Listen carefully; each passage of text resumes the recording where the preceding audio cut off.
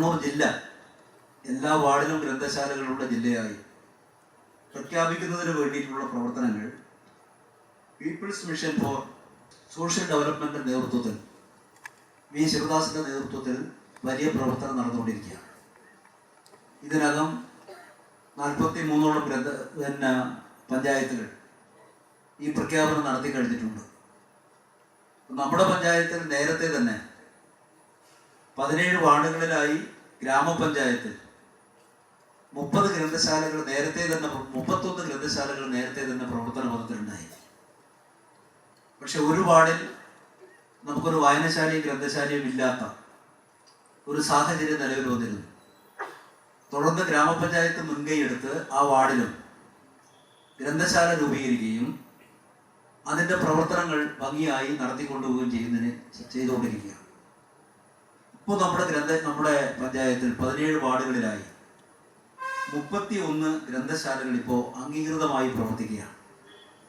Kerala state library council register ചെയ്ത് പ്രവർത്തിക്കുകയും അതുപോലെ 8 ഗ്രന്ഥശാലകൾ ഇപ്പോൾ അംഗീകാരം നേടിയെടുക്കുന്നതിന് വേണ്ടിയിട്ടുള്ള പ്രവർത്തനത്തിലാണ്. മിക്കവാറും ആ ഗ്രന്ഥശാലകളും അംഗീകാരം നേടിയെടുക്കുന്നതിന് ആവശ്യമായിട്ടുള്ള എല്ലാ നടപടിക്രമങ്ങളും പൂർത്തീകരിച്ചിരിക്കുകയാണ്.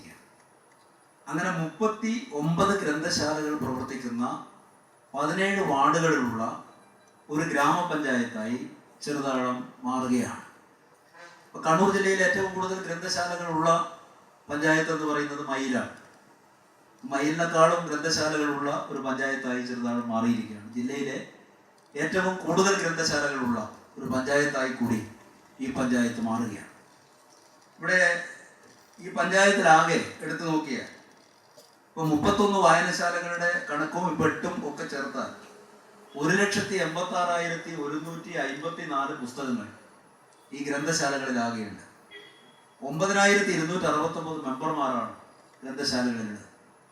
അതുപോലെ തന്നെ ഇതിൻ്റെ അനുബന്ധമായിട്ടുള്ള നമുക്കറിയാം കുട്ടികൾക്ക് പ്രത്യേക വിങ് ബാലവേദി, അതുപോലെ തന്നെ യുവജന വേദി, സ്ത്രീകളുമായി ബന്ധപ്പെട്ട പ്രത്യേക വേദികൾ, മൊബൈൽ ലൈബ്രറികൾ, അതുപോലെ തന്നെ ചർച്ചാ ക്ലാസുകൾ, പുസ്തക ചർച്ചകൾ, അങ്ങനെ വിപുലമായി നമ്മുടെ ചെറുതാഴം ഗ്രാമപഞ്ചായത്തിൽ ഗ്രന്ഥശാല പ്രവർത്തകർ വളരെ സജീവമായി സാമൂഹിക, സാംസ്കാരിക, രാഷ്ട്രീയ മേഖലകളിൽ ഇടപെട്ടുകൊണ്ടിരിക്കുകയാണ്. ചെറുതാഴം ഗ്രാമപഞ്ചായത്തിലെ ഗ്രന്ഥശാല പ്രസ്ഥാനത്തെ കൂടുതൽ സജീവമായി നമുക്ക് എല്ലാവർക്കും ചേർന്ന് കുറെ കൂടി മുന്നോട്ട് പോകാൻ വേണ്ടി കഴിയണം എന്ന് മാത്രം പറഞ്ഞുകൊണ്ട് ചരിത്രപ്രസിദ്ധമായിട്ടുള്ള ഈ പ്രഖ്യാപനം നടത്തുന്നതിന് വേണ്ടി നമ്മുടെ എല്ലാം പ്രിയങ്കരനായിട്ടുള്ള ഡോക്ടർ വി ശിവദാസൻ MP അവരോട് ഞാൻ ആദരപൂർവ്വം അഭ്യർത്ഥിക്കുകയാണ്. ചെറുതാഴം എങ്ങനെയാണ് ഇങ്ങനെ മാറിയത്, ഇങ്ങനെ ആയിത്തീർന്നത് എന്നതിന് ഒരു ഉത്തരമാണുള്ളത്. അത് ചെറുതാഴം ഉൾപ്പെടുന്ന പ്രദേശത്ത് ഉയർന്നു വന്ന പുരോഗമന ജനാധിപത്യ പ്രസ്ഥാനങ്ങളിലെ നിരന്തരമായ ഇടപെടലും സമര പ്രക്ഷോഭങ്ങളുമാണ്. ഞാൻ ഈ സ്ഥലത്തേക്ക്, ഈ പരിപാടിയിലേക്ക് വരുന്നതിന് മുമ്പ് കർഷക തൊഴിലാളി യൂണിയൻ സംഘടിപ്പിച്ച SSLC +2 ഉന്നത വിജയികളുടെ മറ്റ് പ്രൊഫഷണൽ കോഴ്സുകളുടെയും ഉന്നത വിജയികളുടെ ഒരു അനുമോദന പരിപാടിയിൽ പങ്കെടുക്കുകയുണ്ടായി. ആ പരിപാടിയിൽ പങ്കെടുത്തപ്പോൾ ഞാൻ ആ വിദ്യാർത്ഥികളോട് പറയേണ്ടായി, നിങ്ങളുടെ സർട്ടിഫിക്കറ്റുകൾ മറച്ചു നോക്കുമ്പോൾ നിങ്ങൾ കാണാത്ത ഒരു ചോരയുടെയും കണ്ണുനീരിൻ്റെയും കഥ അതിനകത്ത് ഉണ്ടാവും. കാരണം നിങ്ങളുടെ സർട്ടിഫിക്കറ്റുകളിൽ, നിങ്ങളുടെ SSLC ബുക്കിൽ, നിങ്ങളുടെ ഹയർ സെക്കൻഡറി സർട്ടിഫിക്കറ്റ് ആയി തരുന്ന പുസ്തകത്തിൽ ഒരുപാട് മനുഷ്യരുടെ മുദ്രാവാക്യത്തിൻ്റെയും ഒരുപാട് മനുഷ്യരുടെ ജീവ സമർപ്പണത്തിൻ്റെതുമായിട്ടുള്ള ഇതിഹാസ തുല്യമായിട്ടുള്ള യാത്രകളിലൂടെയാണ് നമുക്ക് എല്ലാവർക്കും പഠിക്കാൻ പറ്റുന്ന വിദ്യാലയങ്ങൾ രൂപപ്പെട്ടത് എന്ന് ഞാൻ വിദ്യാർത്ഥികളെ ഓർമ്മപ്പെടുത്തുകയുണ്ടായി. അതുപോലെയാണ് പബ്ലിക് ലൈബ്രറി എന്ന് പറയുന്ന സ്ഥലത്ത് എല്ലാവർക്കും കയറാൻ പറ്റാതിരുന്ന ഒരു കാലം ഉണ്ടായിരുന്നു. തിരുവനന്തപുരത്ത് ഒരു പബ്ലിക് ലൈബ്രറി ഉണ്ട്. പക്ഷെ ആ പബ്ലിക് ലൈബ്രറി സ്ഥാപിക്കപ്പെട്ട കാലത്ത്, അതിന്റെ പിൽക്കാല പ്രവർത്തനങ്ങളുടെ കാലത്ത് പബ്ലിക്കിന് മുഴുവനായിട്ട് അങ്ങോട്ട് കയറാൻ പറ്റുമായിരുന്നില്ല. പബ്ലിക്, പൊതുജനം എന്ന വിശേഷണത്തിൽ ഞാനും നിങ്ങളും പെടാതിരുന്ന ഒരു കാലം ഉണ്ടായിരുന്നു. അപ്പോഴാണ് ആ പബ്ലിക് ലൈബ്രറികൾ നിലനിൽക്കുന്ന കാലത്താണ് ഈ നാട്ടിലെ കർഷകരും തൊഴിലാളിയും ഉൾപ്പെടുന്ന മനുഷ്യർ അവർ പൊതുജന വായനശാലകൾ സ്ഥാപിച്ചത്. പൊതുജനം എന്നുള്ളതിന് അവർ നിർവചനം തന്നെ മാറ്റി എഴുതി. നിങ്ങൾ നൽകിയ നിർവചനമല്ല, നിങ്ങൾ പബ്ലിക് ലൈബ്രറിക്ക് കൊടുത്ത നിർവചനമല്ല, ഞങ്ങളുടെ പൊതുജന വായനശാല എന്ന് ഒരു നാട് പ്രഖ്യാപിച്ച ആ യാത്രയാണ് ചെറുതാട് ഉൾപ്പെടെയുള്ള പ്രദേശങ്ങളെ മാറ്റിമറിച്ചത്. വണ്ടൂരിലെ പൊതുജന വായനശാല എന്ന് പറയുമ്പോൾ പൊതുജനം ആര് എന്നൊരു ചോദ്യത്തിന് ഈ പ്രദേശത്തെ ജനങ്ങൾ കൊടുത്തൊരു ഉത്തരവുണ്ട്. ആ ഉത്തരവ് എന്നുള്ളത് ജാതിയിൽ താഴ്ന്നവനെന്നോ ജാതിയിൽ ഉയർന്നവനെന്നോ വ്യത്യാസമില്ലാതെ, കർഷക തൊഴിലാളി എന്നോ ഗസറ്റഡ് ഓഫീസർ എന്നോ വ്യത്യാസമില്ലാതെ, കോടിപതി എന്നോ അല്ലെങ്കിൽ കയ്യിൽ കാശില്ലാത്തവനോ എന്ന വേർതിരിവില്ലാതെ മനുഷ്യരെയെല്ലാം മനുഷ്യരായി കാണുന്ന മാനവികതയുടെ മഹാമുദ്രാവാക്യം മുന്നോട്ട് വെച്ചിട്ടുള്ള വായനശാലകൾ, പൊതുജന വായനശാലകൾ എന്ന പേരിൽ നാട്ടിൽ പിറക്കുകയാണ്. പൊതുജനം എന്ന പേരില്ലെങ്കിലും പൊതുജന വായനശാലയായി നാട്ടിൽ മഹാന്മാരുടെ പേരിൽ വിവിധ വായനശാലകൾ പെയ്തു വീണത് നാം അറിയുകയുണ്ടായി. ആ വായനശാലകളാണ് നമുക്ക് നമ്മുടെ പാഠശാലകളായി, നമ്മുടെ പൊതു ഇടമായിട്ട് രൂപപ്പെട്ടത്. അപ്പോ കേരളത്തെ കേരളമായി രൂപപ്പെടുത്തിയതിന് പിന്നിൽ നമ്മുടെ നാട്ടിലെ പൊതു ഇടങ്ങളായിട്ടുള്ള ലൈബ്രറികൾക്ക്, വായനശാലകൾക്ക് ഒരു വലിയ പങ്കുണ്ട് എന്നുള്ളത് ചരിത്രത്തിലെ ഏറ്റവും പ്രധാനപ്പെട്ട ഒരു യാഥാർത്ഥ്യമാണ്. അവിടെയാണ് പൊതുവിദ്യാലയങ്ങൾ, പൊതു വായനശാല, ഇതിന്റെയൊക്കെ നിർവചനങ്ങൾ ഈ നാട്ടിലെ ജനത മാറ്റി തീർത്തത്. പൊതുവിദ്യാലയം എന്ന് വിശേഷിപ്പിക്കപ്പെട്ട സ്ഥലത്ത് തന്നെയാണ്, സർക്കാരിന്റെ ഖജനാവിൽ സ്ഥാപിക്കപ്പെട്ട വിദ്യാലയത്തിൽ തന്നെയാണ് പിഞ്ചുകുട്ടിയുമായി പിഞ്ചു പെൺകുട്ടിയുടെ കൈപിടിച്ച് ഒരു മനുഷ്യൻ അങ്ങോട്ട് പോയപ്പോ ആ കുട്ടിയെ ബെഞ്ചിലിരുത്തി പഠിപ്പിക്കാൻ പറഞ്ഞപ്പോ ആ വിദ്യാലയത്തിന് തീ കൊളുത്തിയ ഒരു ഭൂതകാലം ഉണ്ടായത്. പഞ്ചമിയുടെ ചരിത്രം ഓർമ്മപ്പെടുത്തുകയാണല്ലോ. പഞ്ചമി വിദ്യാലയം എന്നോ നമ്മൾ ഇന്നൊരു വിദ്യാലയത്തിനോ പേരിട്ട് വിളിക്കുമ്പോ അവിടെ ഒരു ചരിത്രം നിൽക്കുകയാണ്. ജാതിയിൽ താഴ്ന്നവർക്ക് പൊതുവിദ്യാലയത്തിൽ പ്രവേശനമില്ലാതിരുന്ന കാലം, ജാതിയിൽ താഴ്ന്നവർക്ക് പബ്ലിക് ലൈബ്രറിയിൽ പ്രവേശനമില്ലാത്തൊരു കാലം, ആ കാലത്തെ മാറ്റി തീർത്ത് സഞ്ചരിച്ച ഈ കേരളവും ഈ ചെറുതാഴവും പറയാണ് ഞങ്ങളൊരു മഹാമുദ്രാവാക്യമായിട്ട് മുന്നോട്ട് പോവുകയാണ്. ആ മുദ്രാവാക്യം എന്നുള്ളത് ഇന്ത്യയിൽ ഒരിടത്തും ഇന്നേ വരെ സാധ്യമായിട്ടില്ലാത്ത എല്ലാ വാർഡിലും ഒരു ലൈബ്രറി എന്ന, ഒരു പൊതുജന വായനശാല എന്ന ഒരു മഹാസ്വപ്നം ഞങ്ങൾ ഈ നാടിന് മുമ്പാകെ വെക്കുകയാണ്. കണ്ണൂർ ജില്ല എന്നുള്ളത് കേരളത്തിൽ ഏറ്റവും കൂടുതൽ വായനശാലകളുള്ള ഒരു ജില്ലയാണ്. ഇന്ത്യയിലെ ആകെ വായനശാലകളുടെ എണ്ണവുമായി താരതമ്യം ചെയ്യുമ്പോൾ കണ്ണൂർ ജില്ലയിലെ വായനശാലകളുടെ എണ്ണം എന്നുള്ളത് എത്രയോ മേലെയാണ്. ഇന്ത്യയിൽ ഓരോ സംസ്ഥാനങ്ങളെടുത്ത് പരിശോധിച്ചാൽ 500-ൽ ചുവടെ മാത്രം പൊതുജന വായനശാലകളുള്ള, പബ്ലിക് ലൈബ്രറികളുള്ള, പ്രവർത്തിക്കുന്ന ലൈബ്രറികളുള്ള ബീഹാറിൽ നിന്ന് നമ്മൾ കേരളത്തിലേക്ക് വന്നു കഴിഞ്ഞാൽ നാം കാണുന്ന കാഴ്ച 10,000-ത്തിലധികം ലൈബ്രറികളുള്ള കണ്ണൂർ ജില്ലയെയാണ്. നോക്കൂ, ഒരു സംസ്ഥാനത്ത്, കേരളം എന്നുള്ളത് 3.5 കോടി മനുഷ്യരുള്ള ജില്ലയാണ്, സംസ്ഥാനമാണ്. എന്നാൽ 3.5 കോടി മനുഷ്യർ മാത്രമുള്ള ഈ സംസ്ഥാനത്തെ ചെറിയൊരു ജില്ലയിൽ, അതിന്റെ ഈ വടക്കേ അറ്റത്തെ ഈ ചെറിയൊരു ജില്ലയിൽ 10,000-ത്തിലധികം വായനശാലകൾ ഉണ്ടാവുമ്പോൾ ഈ കേരളത്തിന്റെ ജനസംഖ്യയുടെ മടങ്ങുകൾക്കപ്പുറത്ത് ജനസംഖ്യയുള്ള ബീഹാറിന്റെ പബ്ലിക് ലൈബ്രറി സിസ്റ്റത്തെ കുറിച്ച് ഞാൻ ഓർമ്മപ്പെടുത്തിയതാണ്. 20 കോടിക്കടുത്ത് ജനസംഖ്യയുള്ള ഉത്തർപ്രദേശിലെ ആകെ പൊതുജന വായനശാലകളെക്കാളേറെ ലൈബ്രറികൾ എന്റെ കണ്ണൂരിലുണ്ടെന്ന് ഈ കൂടിയിരിക്കുന്ന ആളുകൾക്കൊക്കെ അഭിമാനത്തോടു കൂടി പറയാൻ പറ്റും. ഇതാണ് കണ്ണൂരിന്റെ ഒരു സവിശേഷത. ആ കണ്ണൂർ എങ്ങനെയാണ് കണ്ണൂരായത് എന്നുള്ളത് ഈ ലൈബ്രറികൾ അടയാളപ്പെടുത്തുകയാണ്. സംഘർഷത്തിന്റെ ഭൂമികയായി കണ്ണൂരിനെ പലരും പറയുന്നത് ഞാനും നിങ്ങളും കേട്ടിട്ടുണ്ട്. കൊലപാതകങ്ങളുടെ ജില്ലയായി ഞാനും നിങ്ങളും കണ്ണൂരിനെ കുറിച്ച് പലരും പറയുന്നത് കേട്ടിട്ടുണ്ട്. പക്ഷേ ഇന്ത്യയിൽ ഏറ്റവും കൂടുതൽ ലൈബ്രറികളുള്ള ജില്ലയാണ് കണ്ണൂർ എന്ന് എന്തിനാണ് പറയാൻ മടിക്കുന്നത്? കണ്ണൂരിനെ കുറിച്ച് വീണ്ടും നാം പറയുമ്പോൾ നാം കാണുകയാണ്, ഈ അടുത്ത ദിവസം നാഷണൽ ക്രൈം റെക്കോർഡ്സ് ബ്യൂറോയുടെയും കേരളത്തിലെ പോലീസിന്റെയും ചില കണക്കുകൾ ഞാൻ പരിശോധിക്കുകയുണ്ടായി. കേരളത്തിൽ ഏറ്റവും കുറവ് കൊലപാതകങ്ങൾ റിപ്പോർട്ട് ചെയ്യപ്പെട്ടിട്ടുള്ള ജില്ലയുടെ പേരേതെന്ന് ചോദിച്ചാൽ അത് കണ്ണൂരത്ത്. എന്താണ് ഏറ്റവും കുറച്ച് കൊലപാതകങ്ങൾ റിപ്പോർട്ട് ചെയ്യപ്പെട്ടിട്ടുള്ള ജില്ലയുടെ പേരാണ് കണ്ണൂർ. പക്ഷെ നമ്മുടെ മുമ്പിൽ അക്രമത്തിന്റെ ഒരു വലിയ ചിഹ്നമായിട്ട് കണ്ണൂരിനെ ചിലർ അടയാളപ്പെടുത്തുമ്പോൾ പ്രിയപ്പെട്ടവരോടുള്ള എന്റെ അഭ്യർത്ഥന കണ്ണൂരിന്റെ ഏറ്റവും അഭിമാനകരമായിട്ടുള്ള ഒരു മുഖം ഞങ്ങൾ കാണിച്ചു തരികയാണ്. അത് ഈ ലോകത്തിൽ തന്നെ ലൈബ്രറികളുടെ സാന്ദ്രതയിൽ ഏറ്റവും മുന്നിൽ നിൽക്കുന്ന ഒരു ജില്ലയാണ് എൻ്റെ കണ്ണൂർ എന്ന പ്രഖ്യാപനമാണ്. ആ പ്രഖ്യാപനത്തിലേക്ക് നടന്നെടുക്കുകയാണ്.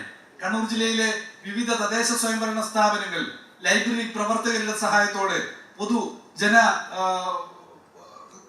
ആകെ സാംസ്കാരിക സ്ഥാപനങ്ങളുടെ പ്രസ്ഥാനങ്ങളുടെ സഹായത്തിൽ പിൻബലത്തിൽ ഓരോ തദ്ദേശ സ്വയംഭരണ സ്ഥാപനവും അവരുടെ പഞ്ചായത്തിനെ സമ്പൂർണ്ണ ലൈബ്രറി പഞ്ചായത്തായി പ്രഖ്യാപിച്ചുകൊണ്ടിരിക്കുകയാണ്. കണ്ണൂർ ജില്ലയിൽ 36ാമത്തെ തദ്ദേശ സ്വയംഭരണ സ്ഥാപനമാണ് ചെറുതാഴത്തെ ഇന്നത്തെ ഈ പ്രഖ്യാപനത്തോടെ സമ്പൂർണ്ണ വായനശാല പ്രഖ്യാപനം നിർവഹിക്കുന്നത്. കണ്ണൂർ ജില്ലയിലെ 36 പഞ്ചായത്തുകൾ സമ്പൂർണ്ണ വായനശാല പ്രഖ്യാപനം നിർവഹിച്ചു കഴിഞ്ഞിരിക്കുന്നു എന്ന് പറഞ്ഞാൽ ഇനിയുള്ള പഞ്ചായത്തുകളിലേക്ക് ഏറെയൊന്നും അവർക്ക് പൂർത്തീകരിക്കാൻ ഏറെയൊന്നും വേണ്ടാത്ത കുറെ പഞ്ചായത്തുകളുണ്ട്. കണ്ണപുരം ഒരു വാർഡിൽ മാത്രമാണ് ലൈബ്രറി ഇല്ലാത്തത്. അങ്ങനെ കുറെ പഞ്ചായത്തുകൾ ഈ മാസം തന്നെ 40-ലധികം പഞ്ചായത്തുകൾ ഒരുപക്ഷെ കണ്ണൂർ ജില്ലയിൽ എല്ലാ വാർഡിലും ലൈബ്രറി എന്ന പ്രഖ്യാപനം പൂർത്തീകരിക്കും. വലിയൊരു സ്വപ്നമാണ്. കണ്ണൂരിലെ ആദിവാസികളും മതന്യൂനപക്ഷങ്ങളുള്ള പ്രദേശങ്ങളിലാണ് പൊതുവിൽ ലൈബ്രറികളുടെ സാന്ദ്രത കുറവ്. കണ്ണൂർ ജില്ലയിലെ ആദിവാസി ജനവിഭാഗം പൊതുവിൽ വളരെ, കണ്ണൂർ ജില്ല എന്നല്ല ഇന്ത്യയിൽ പൊതുചിത്രത്തിൽ തന്നെ വളരെ പുറകിലാണെന്ന് നമുക്കറിയാം. കണ്ണൂർ ജില്ലയിൽ ഞങ്ങൾ ലൈബ്രറികളുടെ എണ്ണത്തെയും ലൈബ്രറികളുടെ ജോഗ്രഫിക്കലായിട്ടുള്ള ആ വ്യത്യാസത്തെയും കുറിച്ച് ഞങ്ങൾ ശ്രദ്ധിച്ചപ്പോൾ, ഞങ്ങൾ പഠിക്കാൻ തയ്യാറായപ്പോൾ ഞങ്ങൾക്ക് മനസ്സിലായിട്ടുള്ള ഒരു കാര്യം, കാസർഗോഡ് നിങ്ങൾ പയ്യന്നൂരേക്ക് വന്നാൽ പയ്യന്നൂര് നമ്മളെ കരിവള്ളൂർ എത്തിക്കഴിഞ്ഞാൽ കരിവള്ളൂര് ലൈബ്രറികൾ കാണാൻ കഴിയും. അവിടെ നിങ്ങോട്ട് നമ്മൾ യാത്ര ചെയ്യുന്ന ചെറുതാഴത്തെത്തിയാൽ കണ്ണപുരത്തെത്തിയാൽ ലൈബ്രറികളുണ്ട്. ആന്തൂർ നഗരസഭയിലേക്ക് എത്തിക്കഴിഞ്ഞാൽ എല്ലാ വാർഡിലും 1-ലേറെ ലൈബ്രറികൾ എന്നുള്ള നേട്ടം അവിടെ നേടിക്കഴിഞ്ഞു. അവിടുന്ന് ആ ധർമ്മശാലയിൽ നിന്ന് പറശ്ശിനിക്കടവിലേക്ക് ഇറങ്ങിക്കഴിഞ്ഞാൽ ആ പറശ്ശിനിക്കടവിൽ നിന്ന് നേരെ മയ്യിലേക്കാണ് നമ്മൾ കയറുക. എല്ലാ വാർഡിലും ലൈബ്രറികളുണ്ട്. 18 വാർഡുകൾ, 36 ലൈബ്രറികൾ അവിടെയുണ്ട്. അവിടുന്ന് മലപ്പട്ടത്തേക്ക് പോയി കഴിഞ്ഞാൽ അവിടെ നേരെ 8-6 നേരം മലപ്പട്ടത്തേക്ക് ഇറങ്ങിക്കഴിഞ്ഞാൽ മലപ്പട്ടത്താവട്ടെ അവിടെ 1000 ആളുകൾക്ക് ഒരു ലൈബ്രറി എന്ന നിലയിൽ മലപ്പട്ടത്ത് വായനശാലകളുണ്ട്. വായനശാലകളുടെ സാന്ദ്രതയിൽ വളരെ മുന്നിലാണ്. പക്ഷെ ഈ മലപ്പട്ടത്തു നിന്ന് വണ്ടി ശ്രീകണ്ഠാപുരത്തേക്ക് ഇറങ്ങിക്കഴിഞ്ഞാൽ പിന്നെ ലൈബ്രറികളുടെ എണ്ണം വളരെ കുറവാണ്. അത് ചെമ്പേരിയേക്ക് കയറുമ്പോൾ, ആലക്കോടേക്ക് കയറുമ്പോൾ, കുടിയാൻമല ആ മേഖലയിലേക്ക് കൂടി കടന്നു വന്നു കഴിഞ്ഞാൽ വളരെ കുറവായിരുന്നു. ആറളം, മയ്യൻകുന്ന് ഇങ്ങനെയുള്ള പ്രദേശങ്ങൾ, കൊട്ടിയൂർ, കണിച്ചാർ, കേളകം തുടങ്ങിയവിടങ്ങളിലൊക്കെ വളരെ പിറകിലായിരുന്നു. പക്ഷേ കണ്ണൂർ ജില്ലയിൽ ഒരു മിഷൻ മോഡിൽ നമ്മൾ നടത്തിയ പ്രവർത്തനത്തിലൂടെ കേളകം പഞ്ചായത്ത് സമ്പൂർണ്ണ ലൈബ്രറി പ്രഖ്യാപനം പൂർത്തീകരിച്ചു. കണിച്ചാർ പൂർത്തീകരിച്ചു. ആറളം പഞ്ചായത്ത് പൂർത്തീകരിച്ചു. ആറളം ഇന്ത്യയിലെ ഏറ്റവും കൂടുതൽ ആദിവാസി സാന്ദ്രതയുള്ള പുനരധിവാസ കേന്ദ്രം, ഇന്ത്യയിലെ കേരളത്തിലെ ഏറ്റവും വലിയ ആദിവാസി പുനരധിവാസ കേന്ദ്രമുള്ള ആറളം ഫാം ഉൾപ്പെടുന്ന പ്രദേശത്ത് സമ്പൂർണ്ണ ലൈബ്രറി പ്രഖ്യാപനം നടത്തുക എന്നുള്ളത് സാധ്യമായി. അവിടുന്ന് നമ്മുടെ പടിയൂർ കല്യാട് പഞ്ചായത്തിലേക്ക് വന്നാൽ അവിടെ ഇങ്ങനെ ഉദയഗിരിയിൽ നമ്മുടെ ചന്ദ്രശേഖരൻ പഞ്ചായത്ത് പ്രസിഡന്റ് ആയിട്ടുള്ള ഉദയഗിരി മാതൃകാപരമായിട്ടുള്ള പ്രവർത്തനത്തിലൂടെ സമ്പൂർണ്ണ ലൈബ്രറി പ്രഖ്യാപനത്തിലേക്ക് പോവുകയുണ്ടായി. അങ്ങനെ ഒരു വലിയ മാറ്റം ആ മേഖലകളിലാകെ അവർ സംഘടിപ്പിച്ചു എന്നുള്ളത് അഭിമാനകരമായിട്ടുള്ള നേട്ടമാണ്. ഈ നേട്ടത്തിന് ഒരു തുടർച്ച ഉണ്ടാവണമെങ്കിൽ നിങ്ങളുടെയൊക്കെ പിന്തുണ ഇനിയും ആവശ്യമാണ്. നിങ്ങളുടെ പിന്തുണ എന്നുള്ളത് ചെറുതും വലുതുമായിട്ടുള്ള പിന്തുണ ഞങ്ങൾക്ക് വളരെയേറെ ആവശ്യമാണ്. എങ്ങനെയാണ് എല്ലാ വാർഡിലും ലൈബ്രറി സാധ്യമാവുക എന്നുള്ള ചോദ്യത്തിന് ആദിവാസി പിന്നോക്ക പ്രദേശങ്ങളിൽ പുസ്തക ശേഖരണം ഉൾപ്പെടെയുള്ള പരിപാടികൾ വലിയ ബുദ്ധിമുട്ടുള്ള കാര്യമാണ്. കാരണം ആ ജനവിഭാഗത്തിന്റെ, ആദിവാസി ജനവിഭാഗത്തിന്റെ എല്ലാ അർത്ഥത്തിലുമുള്ള പ്രയാസത്തെക്കുറിച്ച് നിങ്ങൾക്കെല്ലാം അറിയാവുന്ന കാര്യമാണ്. ആദിവാസി കോളനികളോട് ചേർന്ന് വായനശാലകൾ പ്രവർത്തിക്കണമെങ്കിൽ ആവശ്യമായ പുസ്തകവും ഇൻഫ്രാസ്ട്രക്ചറുകളും ജനകീയമായ നിലയിൽ ഒരുക്കി കൊടുക്കുക എന്നുള്ളത് നമ്മുടെ സാമൂഹ്യ ഉത്തരവാദിത്തമാണ്. ആ ഉത്തരവാദിത്ത നിർവഹണത്തിന് നിങ്ങളുടെയൊക്കെ വലിയ പിന്തുണയും വലിയ സഹായവും ആവശ്യമുണ്ട് എന്നുള്ളത് ആമുഖമായി ഓർമ്മപ്പെടുത്തുകയാണ്. എന്തൊക്കെ സഹായങ്ങളാണ് നിങ്ങൾക്ക് ചെയ്തു തരാൻ പറ്റുക എന്നുള്ളത് നിങ്ങൾ തന്നെ നിശ്ചയിക്കുക എന്നുള്ളത് മാത്രമാണ് പറയാനുള്ളത്. മറ്റൊന്ന്, ഈ കേരളത്തിലെ ലൈബ്രറികളെ കുറിച്ച് ഒരു ഡോക്യുമെന്ററി തയ്യാറാക്കണം, ഓരോ ലൈബ്രറികളെയും എടുത്തു എന്നുള്ളതാണ് കണ്ണൂർ ജില്ലയിൽ മിഷൻ എന്ന നിലയിൽ ആലോചിക്കുകയുണ്ടായത്. എല്ലാ ലൈബ്രറികളെയും കുറിച്ച് ഏതെങ്കിലും ഒരു സെൻട്രലൈസ്ഡ് ഏജൻസി ചെയ്യാന്ന് പറഞ്ഞാൽ അതൊരിക്കലും പ്രായോഗികമല്ല. കാരണം 1000-ലധികം ലൈബ്രറികളുള്ള കണ്ണൂർ ജില്ലയിൽ ഏതെങ്കിലും ഒരു സെൻട്രലൈസ്ഡ് ഏജൻസി ഏൽപ്പിച്ച് ചെയ്യുക എന്നത് പ്രായോഗികമല്ല എന്നുള്ളത്, അതിന്റെ പണം, അതിന്റെ മറ്റ് മാനുഷിക വിഭവത്തിൻ്റെതായിട്ടുള്ള കുറവ്, ഇതൊക്കെ പ്രശ്നങ്ങൾ വരും.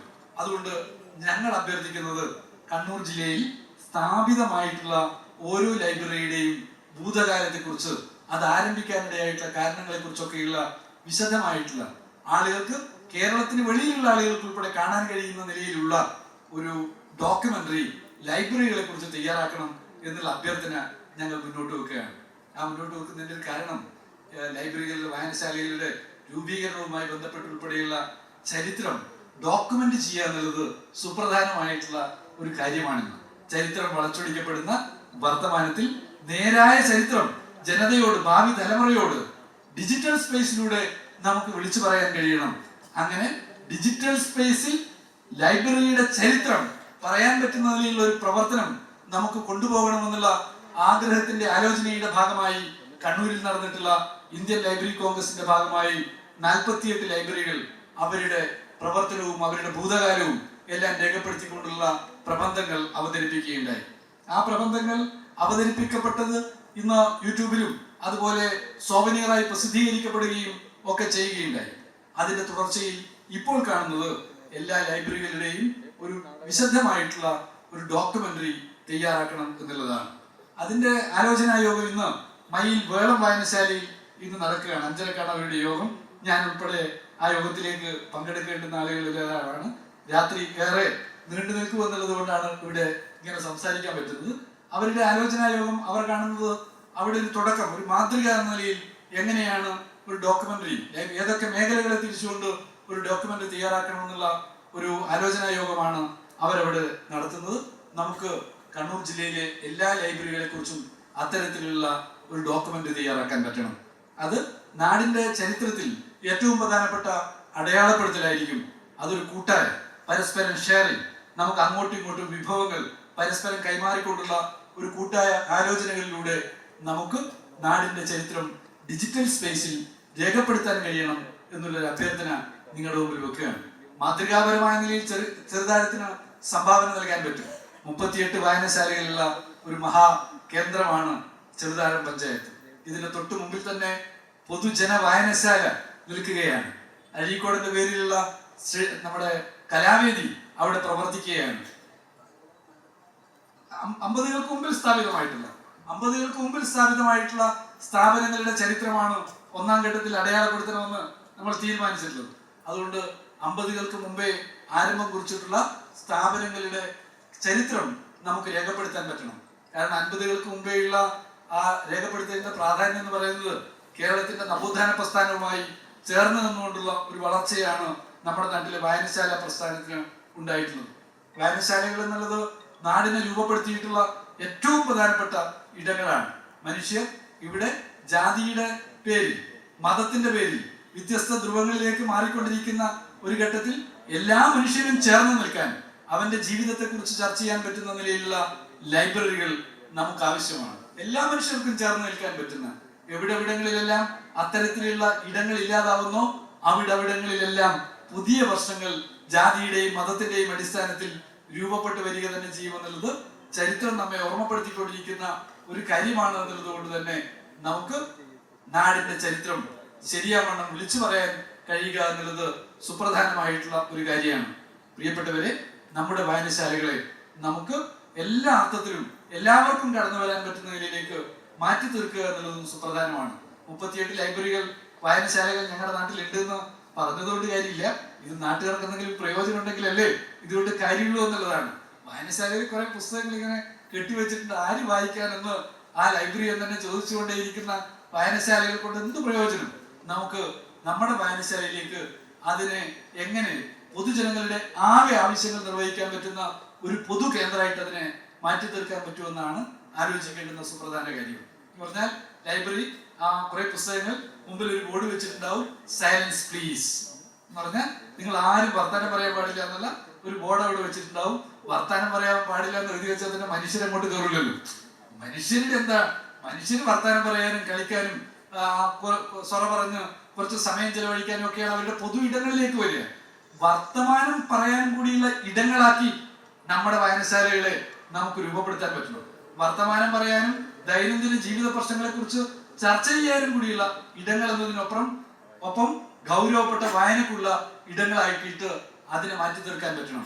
കുട്ടികൾക്ക് കളിക്കാനുള്ള ഇടങ്ങൾ ഒരുക്കാൻ, കൊച്ചു കൊച്ചു പാർക്കുകൾ ഒരുക്കാൻ ഒക്കെ പറ്റുന്ന നിലയിലേക്ക് നമ്മുടെ വായനശാലകളുടെ കൂട്ടായ്മകളെ മാറ്റി തീർക്കാൻ പറ്റുക എന്നുള്ളത് സുപ്രധാനമാണ്.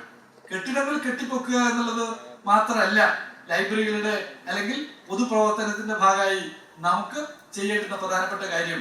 പൊതു ഇടങ്ങളിൽ നിന്ന് ഇല്ലാതാവുന്നു എന്നുള്ളത് ഒരു കേരളീയ യാഥാർത്ഥ്യമാണ്. പൊതു ഇടങ്ങളില്ല. ഈ പൊതു ഇടങ്ങൾ എങ്ങനെ നമുക്ക് തിരിച്ചു പിടിക്കാൻ പറ്റും? പൊതു ഇടങ്ങളില്ല എന്നുള്ളതിന്റെ ഉദാഹരണം നമ്മുടെ മുമ്പിൽ എത്രയോ കിടക്കുകയാണ്. വിശദാംശത്തിലേക്ക് ഞാൻ പോകുന്നില്ല. ഞാൻ ഉറപ്പെടുത്തുന്ന ഒരു കാര്യം, എൻ്റെ അനുഭവത്തിലെ ഒരു കാര്യം എന്നുള്ളത്, ഞാൻ എൻ്റെ വീട്ടിലേക്ക് പോകുന്നതിന് വേണ്ടി ബാംഗ്ലൂർ ബസ്സിൽ നിന്ന് വന്നിട്ട് ഒരു ദിവസം രാത്രിയിലെ പുലർച്ചെ ഒരു 4-5 മണിയോടുകൂടി എൻ്റെ വീട്ടിൻ്റെ അടുത്തുള്ള സ്റ്റോപ്പിൽ ബസ് ഇറങ്ങണം. കുറച്ച് നടന്നു പോകണം. രാവിലെ ഇറങ്ങി വീട്ടിലേക്കുള്ള വഴിയിൽ ഇങ്ങനെ നടന്നു പോകുമ്പോൾ കുറച്ച് സ്ത്രീകൾ നല്ല ഊക്കോടുകൂടി അങ്ങനെ ഇങ്ങോട്ട് നടന്നു വരുന്നുണ്ട്. ഞാൻ വിചാരിച്ച് രാവിലെ വരികയല്ലേ, വീട്ടിൽ അടുത്താരെങ്കിലും മരണപ്പെട്ടോ എന്നും കാര്യം കരുതി ടോർച്ചെല്ലാം പിടിച്ചിട്ടാണ് ഇങ്ങനെ നടക്കുന്നത്. ഞാൻ ചോദിച്ചല്ല, നിങ്ങളെങ്ങോട്ട് ഇങ്ങനെ ധൃതിയിൽ പോകുന്നു ചോദിച്ചാല് ഇവർ പറയണം ധൃതിയിൽ പോകുന്നു, മരിച്ചെന്നങ്ങനെ കരുതിയിട്ടാണ് ഞാൻ ചോദിക്കുന്നത്. അത് പറയണല്ല, മോർണിംഗ് വാക്കാണ് എന്ന് പറയണം. നോക്കൂ, നമ്മുടെ നാട്ടിലെ സ്ത്രീകൾ ഉൾപ്പെടെ രാവിലെ എഴുന്നേറ്റ് നടക്കുകയും ശാരീരിക ആരോഗ്യം നിലനിർത്തുന്നതിന് വേണ്ടിയുള്ള പ്രവൃത്തിയിലൊക്കെ മുഴുകുന്ന ഒരു കാലാണ്. ആ കാലത്ത് നിങ്ങൾ ഒന്ന് ആലോചിച്ച് നോക്കൂ, നമ്മുടെ നാട്ടിൽ എവിടെയാണ് നമ്മുടെ നാട്ടിലെ സ്ത്രീകൾക്ക് നടക്കാൻ ഒരു സ്ഥലമുള്ളത്, ഒരു പൊതു വീടുള്ളത്? റോഡാണ്. റോട്ടുമിലെ കൂടി നടന്നാൽ എന്താണെന്ന് ഞാൻ പറയേണ്ടില്ല. സിനിമാ നടൻ മധു പറഞ്ഞിട്ടുണ്ട് എന്താണ്, റോഡിലേക്ക് കൂടി ഞാൻ നടക്കാൻ പോകാറില്ല. അദ്ദേഹം പറഞ്ഞ കാര്യമാണ് ഞാൻ പറയുന്നത്. ഞാൻ നടക്കാൻ പോകാറില്ല. കാരണം എന്താ വെച്ചാൽ കൂടുതൽ ആയുസ് കിട്ടുന്നതിന് വേണ്ടിയാണല്ലോ, ആരോഗ്യം നിലനിർത്താനാണല്ലോ നടക്കേണ്ടത്. റോഡിലേക്ക് കൂടി നടന്നാൽ ഒന്നുകിൽ പാണ്ടി ലോറി ഇടിച്ചിട്ട് മരിക്കും, അല്ലെങ്കിൽ നായി കടിച്ചിട്ട് ആശുപത്രിയിലാവുന്നതാണ് അദ്ദേഹം പറഞ്ഞ കാര്യം. ഞാനിത് ഓർമ്മപ്പെടുത്തുകയാണ്. അങ്ങനെയാണോ അല്ലയോ എന്നുള്ളത് വേറെ. നമ്മുടെ നാട്ടിലെ സ്ത്രീകൾക്കും പ്രായം ചെന്നവർക്കും നടക്കാൻ എവിടെയാണ് ഒരു സ്ഥലമുള്ളത്? ആലോചിക്കുക നിങ്ങൾ. നമ്മുടെ നാട്ടിലെ ഒരു അധ്യാപകന് വിദ്യാർത്ഥികളോട് വിവിധ വിഷയങ്ങളെ കുറിച്ച് ആ കുട്ടികൾക്ക് അറിവ് പകർന്നു നൽകണമെങ്കിൽ എവിടെയാണ് ഒരു സ്ഥലമുള്ളതെന്ന്, പൊതു ഇടങ്ങളിലെന്ന് പൊതുവിൽ നിങ്ങൾ ആലോചിച്ച് നോക്കൂ. ചെറുതാഴത്തിന്റെ പശ്ചാത്തലത്തിൽ കുറച്ച് സ്ഥലങ്ങൾ ഉണ്ടാവും, കുറച്ച് സ്ഥലങ്ങൾ നിങ്ങൾ ഉണ്ടാക്കിയിട്ടുണ്ട് മാതൃകാപരമായി കളിക്കാനും ഒക്കെ പറ്റുന്ന സ്ഥലങ്ങൾ. പക്ഷേ ചെറുതാഴമല്ല കേരളം എന്ന് ആലോചിക്കുന്നത്, ചെറുതാഴല്ല കണ്ണൂർ ജില്ലയിലെ ഭൂരിഭാഗം പ്രദേശങ്ങളും എന്നുള്ളത് നിങ്ങളൊന്ന് ഓർമ്മിക്കണം. തീർച്ചയായും നമുക്ക് തദ്ദേശ സ്വയംഭരണ സ്ഥാപനങ്ങളും എല്ലാം ഒത്തുചേർന്ന് നിന്നുകൊണ്ട് നമുക്ക് നമ്മുടെ നാട്ടിൽ ലൈബ്രറികൾ ഇനിയും വ്യാപിപ്പിക്കാനും 1000 ആളുകൾക്ക് ഒരു ലൈബ്രറി, 1000 ആളുകൾക്ക് കളിക്കാനും കഥ പറയാനും ഒത്തുകൂടാനും അവരുടെ വിഷയങ്ങൾ ചർച്ച ചെയ്യാനും ഒക്കെ പറ്റുന്ന നിലയിലുള്ള പൊതു ഇടങ്ങൾ ചുരുങ്ങിയത് 1000-നെങ്കിലും ഉറപ്പുവരുത്താൻ പറ്റുന്ന നിലയിലേക്ക് നമുക്ക് പോകാൻ പറ്റണം. ആ നിലയിൽ നമുക്ക് നമ്മുടെ നാടിനെ വലിയ നിലയിൽ മാറ്റി തീർക്കാൻ പറ്റണം. അഭിമാനകരമായ സമ്പൂർണ്ണ ലൈബ്രറി പ്രഖ്യാപനം അതിന് കരുത്തു പകരുമെന്ന് ഞാൻ വിശ്വസിക്കുകയാണ്. ചെറുതാഴത്തെ പ്രിയപ്പെട്ട മനുഷ്യർ, പഞ്ചായത്ത് പ്രസിഡന്റ് സീതരേട്ടൻ ഉൾപ്പെടെയുള്ളവരുടെ നേതൃത്വത്തിൽ നടത്തിയിട്ടുള്ള വലിയ പ്രവർത്തനത്തിന്റെ തുടർച്ചയായി നിങ്ങൾ നേടിയെടുത്തിട്ടുള്ള എല്ലാ വാർഡിലും ലൈബ്രറി എന്ന ഏറ്റവും സന്തോഷകരമായിട്ടുള്ള ആ ഒരു യാഥാർത്ഥ്യം, അത് ഈ നാടിനാകെ കരുത്തായി മാറുന്ന ഒരു സന്ദേശം കൂടിയാണ് എന്ന് ഓർമ്മപ്പെടുത്തി നിറഞ്ഞ സ്നേഹത്തോടെ എല്ലാവരെയും അഭിവാദ്യം ചെയ്ത് അഭിമാനത്തോടുകൂടി ചെറുതാഴം പഞ്ചായത്തിനെ സമ്പൂർണ്ണ വായനശാല പഞ്ചായത്തായി പ്രഖ്യാപിക്കുന്നു. നന്ദി, നമസ്കാരം.